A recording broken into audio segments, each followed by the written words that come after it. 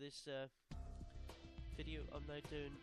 It's a request by Mr. Blue55N, who requested on my channel how to use a ballistic program and create a drop chart.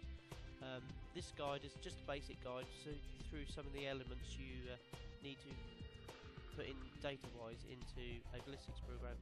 I'm going to use the Burger ballistics one because that's very good, and it sort of more or less shows you everything I want to show you.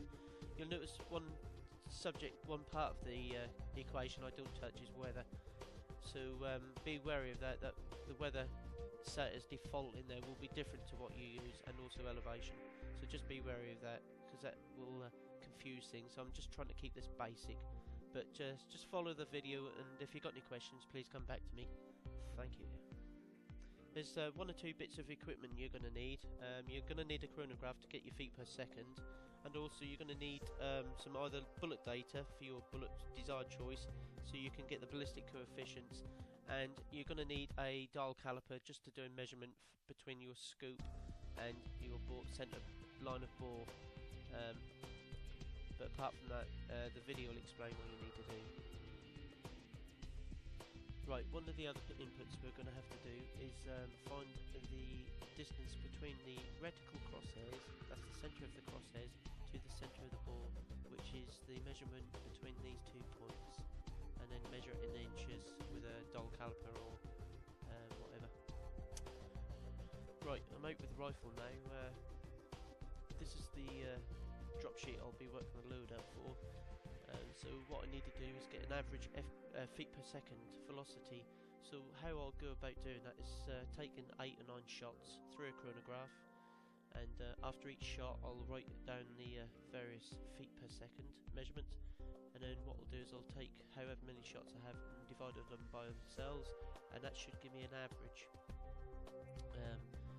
Once we get to the ballistic calculator I'll need this figure, because what the calculator will work out is how fast our bullet will be doing at a certain range, down range, and from that point, and with the ballistic coefficient number, it'll be able to tell us what drop we are experiencing with gravity, and that the calculator will then tell us what figure we need to put into our sight, how we dial in to compensate for the drop. So that's what the feet per second is needed for. We'll move on now to the next part of the system.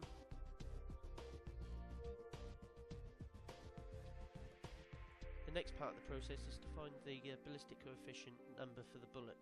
I've just gone onto the Burger site here, and you can see in the technical data they give you for each bullets. In this case we're looking at flat base bullets. G1 BC is the figure we're looking at. That is the form factor for flat base bullets. You can get G1 figures for VLD bullets and bullets with boot tails, but they're not as accurate as the form factor them, which in their case would be a G7 ballistic coefficient figure.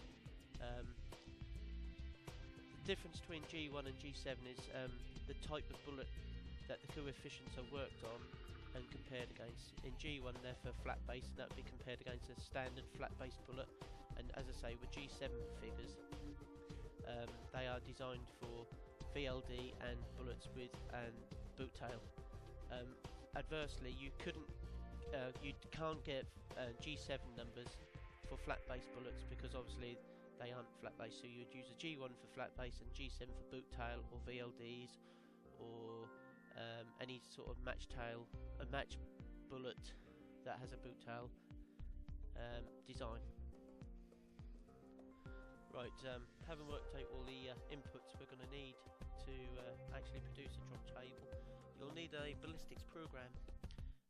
As I'm on the computer doing this, I'll use this one. This is the Burger Bullets one, and it's available on their website. I'll put the address up in my comments, or I'll put a little flash up now on the film in a minute. Anyway, so you've got all your inputs that were worked out, your FPS and your ballistic coefficient, and you can see where these little arrows are now pointing on to this chart. You'll need to put the relevant data in. You will need to, so if you're using a G1 ballistic coefficient, you need to change it to G1, or if you're using a G7, you need to change it to a G7, because they are different figures. Once you put in all the data, there's a little option on the right where you can show how what multiples you want each drop shown, i.e. 25 yards, 50 yards, 75 or 100.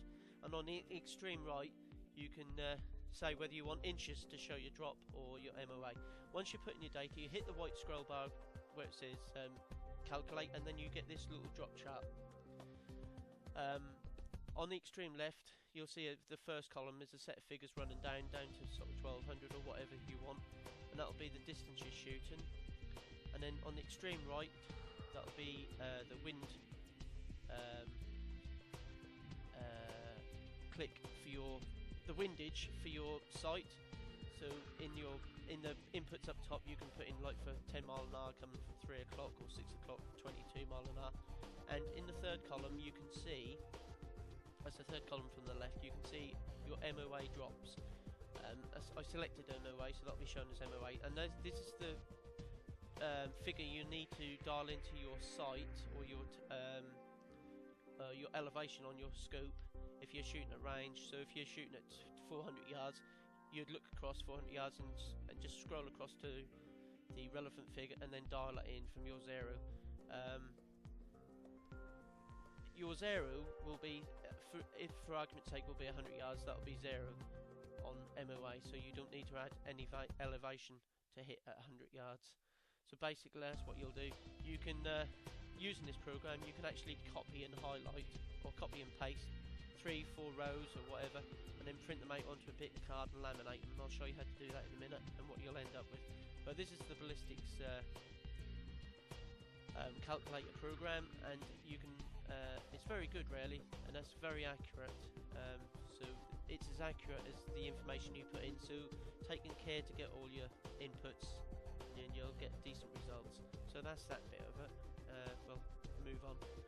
Right, we're finally in the finishing stages now with these drop charts. What I've done is I just copy and pasted into something like Excel or something the information I want and the information of the actual load the drop chart has been designed for.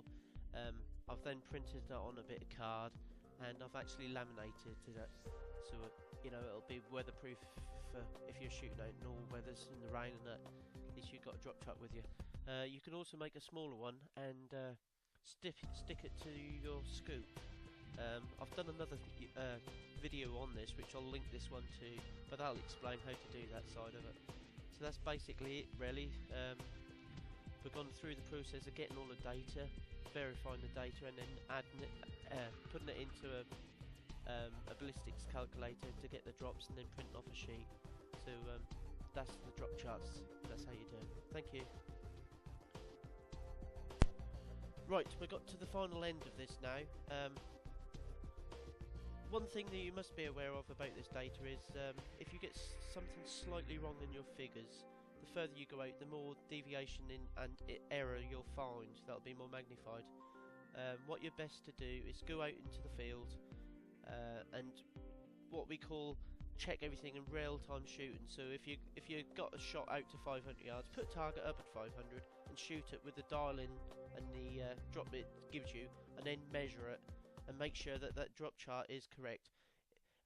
It's not so bad target shooting, but if you're shooting live stuff, that's the difference between wounding and killing something, and wounding is not what we're all about, especially at long range. But real-time data to verify all your figures is most important. That's about it. Enjoy.